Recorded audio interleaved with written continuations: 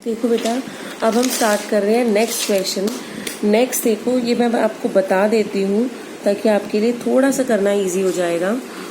Both goods from the Mohan of the list price 10,000, 15% trade discount. ये तो वही same entry होगी जैसे हमने प्रीवियस क्वेश्चन में किया है। ये आप खुद अच्छे से कर लेना। Settle the account of Mohan bye paying a cash under a discount of 4%। 4% के डिस्काउंट के बाद आपने उसकी पेमेंट कर दी। ये भी पहले ही जो इलस्ट्रेशन नंबर 7 आपने की है, जो 6 आपने किया उसी के जैसा है। नेक्स्ट है आपका bought goods for the cash of the list price 50,000 at 20% trade discount and 5% cash discount. ये मैं आपको बता देती हूँ। इन्होंने बोला है bought goods for the cash, for cash मतलब गुड्स आपने परचेज की हैं फॉर कैश, और कितने की परचेज की है। लिस्ट प्राइस है 50,000, 20% trade discount and 5% cash discount. तो लिस्ट प्राइस है हमारा 50,000। क्या है मेरा लिस्ट प्राइस? वो बोल रहा है एट 20% ट्रेड डिस्काउंट आपने परचेज की हैं। तो हम ये कह सकते हैं कि 50,000 का 20% अगर मैं निकालूंगी तो मेरा आ गया 10,000 रुपीज़। 50,000 में से अगर ये ट्रेड डिस्काउंट में माइनस कर दूं तो ये 40,000 मेरा आ जाएगा एक्चुअल प्राइस। एक्चुअली तो मैंने गुड्स कितने की खरीदी? 40,000 की।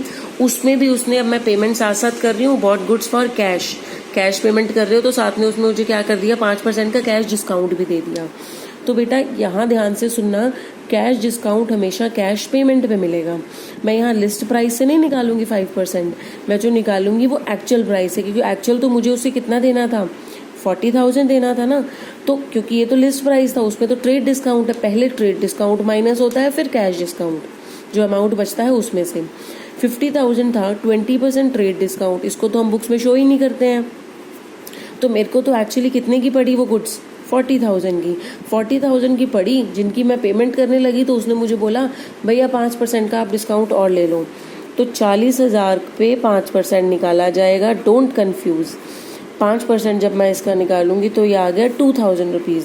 जब मैं पेमेंट करने लगी तो उसने मुझे बोला भैया 40,000 की बजाय आप 2,000 कम दे दो, चलो आप 38,000 दे दो, 38,000। ठीक है। अब देखो, आपने गुड्स परचेज की हैं, कैश में की हैं, तो 2 अकाउंट इफेक्ट हो जाएंगे मेरे, परचेजेज अकाउंट डेबिट, और एक मेरा अकाउंट इफेक्ट हो जाएगा कैश अकाउंट। एक तो ये 2 अकाउंट इफेक्ट होंगे। पहले तो देखो परचेज एक्चुअल गुड्स कितने की परचेज की है मैंने, एक्चुअल प्राइस क्या था 40,000, तो भैया परचेजेस तो मेरी 40,000 की ही हैं, ठीक है। लेकिन उसके लिए पेमेंट मुझे कितने की करनी पड़ी, 2,000 का, जिसमें से उसने मुझे डिस्काउंट दे दिया। तो मैंने एक्चुअल पे कितना किया, 38,000, साथ में 2,000 का मुझे डिस्काउंट रिसीव हुआ है। तो discount received account 2,000 rupees, purchases account debit 40,000, to cash account, to discount received account. आ गया ये समझ में? अब यहाँ डिस्काउंट रिसीव्ड को मैंने क्रेडिट क्यों किया? क्योंकि डिस्काउंट जो है वो हमारा नॉमिनल अकाउंट होता है, credit all incomes and gains वो उसका रूल होता है, इसीलिए डिस्काउंट रिसीव्ड को हमने क्रेडिट किया। अब देखो next entry, sold goods for cash of the list price 20,000, 10% trade discount and 3% cash discount. अब पहले तो देखो 20,000 हमारा लिस्ट प्राइस है, 20,000 लिस्ट प्राइस है। उसके बाद वो बोल रहा है 10% ट्रेड डिस्काउंट आ गया। तो 20,000 का 10% अगर मैं निकालूं तो मेरा आ गया 2,000 रुपीज़। अगर वो मैं इसको यहाँ से हटा दूं तो ये 18,000 मेरा क्या निकल कर आया, एक्चुअल प्राइस। ये था लिस्ट प्राइस, इससे मुझे मतलब नहीं है, मुझे चाहिए था एक्चुअल प्राइस, जो कि मैंने निकाल लिया। अब 18,000 एक्चुअल प्राइस है, उस पर उसने बोला जी 3% कैश डिस्काउंट मैं आपको दे देता हूँ। आप गुड्स सेल कर रहे हो, सोल्ड गुड्स फॉर कैश, तो आपने सामने वाले को बोला जी आपने 18,000 देने, चलो 3% लेस कर दो। तो 18,000 का जब आप 3% निकालो तो वो आपका आ जाएगा 540। 540 आया तो माइनस अगर मैं करूँ 540 को, तो मेरा अमाउंट आ जाएगा 17,460। मतलब एक्चुअल जो पेमेंट मुझे रिसीव हुई होगी वो तो ये हुई होगी, लेकिन गुड्स मैंने एक्चुअल कितने की सेल की हैं, 18,000 की हैं। सेल तो मेरी 18,000 की हुई है ना, तो गुड्स तो मेरे पास से जो गई हैं, सेल तो मैंने किया है 18,000 का ही। अगर ये डिस्काउंट ना होता तो सिंपल एंट्री हो जाती cash account debit to sale account 18,000 trade discount minus करने के बाद।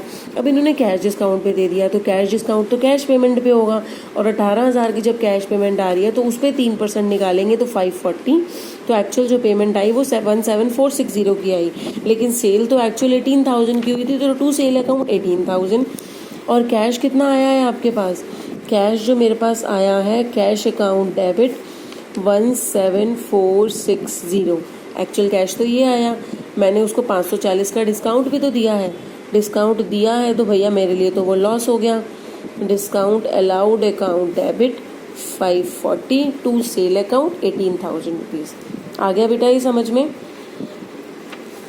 Thank you.